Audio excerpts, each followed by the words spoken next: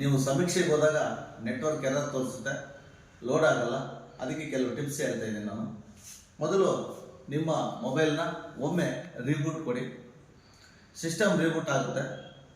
Next ಅಲ್ಲೇ ಇನ್ನೊಂದು option ಇರುತ್ತೆ, ಅಲ್ಲಿ ಸ್ವಿಚ್ ಆಫ್ ಮಾಡಿ. ಒಂದ್ಸರಿ ಸ್ವಿಚ್ ಆಫ್ ಮಾಡಿ ಆನ್ ಮಾಡಿ. ಮೂರನೇ ಟಿಪ್ಸ್ ಬಂದು ಇಲ್ಲಿ ಸೆಟ್ಟಿಂಗಲ್ಲಿ ಹೋಗ್ಬಿಟ್ಟು sim cards and mobile networks ಅಂತಿದೆ, ಝೂಮ್ ಮಾಡಿ. ಸೊ ಇಲ್ಲಿ ಡಾಟಾ ಕಾರ್ಡ್ ಅಂತ ಇರುತ್ತೆ, ಇದನ್ನು ಚೇಂಜ್ ಮಾಡ್ಕೊಳ್ಳಿ. ಇದಾದ ನಂತರ ನೆಕ್ಸ್ಟು ನಿಮ್ಮ ಸ್ಟೋರೇಜಿಗೆ ಬರ್ರಿ. ಸೆಟ್ಟಿಂಗ್ ಬಂದುಬಿಟ್ಟು ಅಬೌಟ್ ಫೋನ್ ನೋಡಿ, ಅಬೌಟ್ ಫೋನ್ ಅಂದಾಗ ಇಲ್ಲಿ ಸ್ಟೋರೇಜ್ ತೋರಿಸುತ್ತೆ.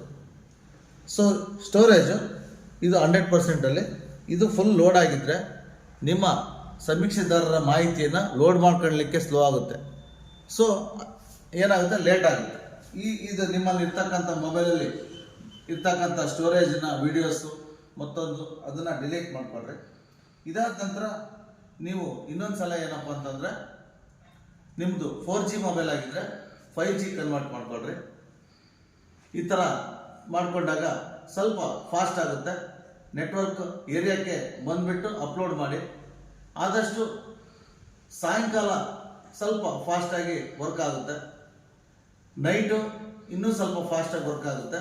ಸಮೀಕ್ಷೆದಾರರ ಮಾಹಿತಿಗಳೇನೋ ನಿಮ್ಮ ಹತ್ರ ಇದ್ದರೆ ನೀವು ಸಾಯಂಕಾಲ ಕೂಡ ಅಪ್ಲೋಡ್ ಮಾಡ್ಬೋದು. ಈ ಥರ ಟಿಪ್ಸ್ಗಳನ್ನು ನಾನು ಹೇಳ್ತಾ ಇರ್ತೇನೆ. Thank you.